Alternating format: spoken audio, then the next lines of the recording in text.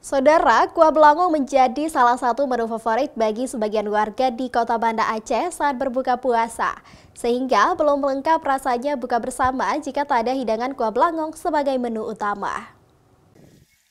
Kuah belangong merupakan masakan khas Aceh besar.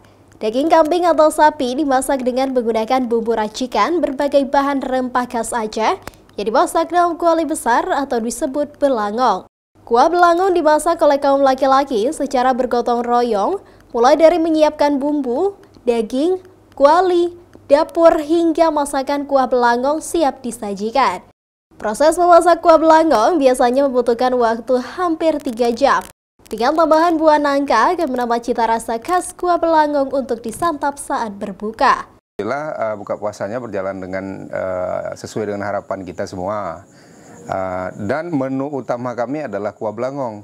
Karena setiap event apa saja yang dilaksanakan di komplek ini, komplek JR2 ini, kami selalu memasukkan menunya itu kuah belangong. Menu utamanya itu kuah belangong.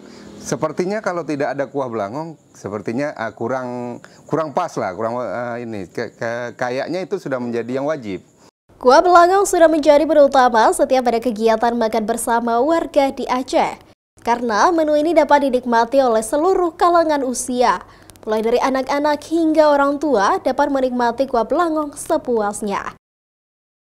Raja Umar, Kompas TV, Banda Aceh.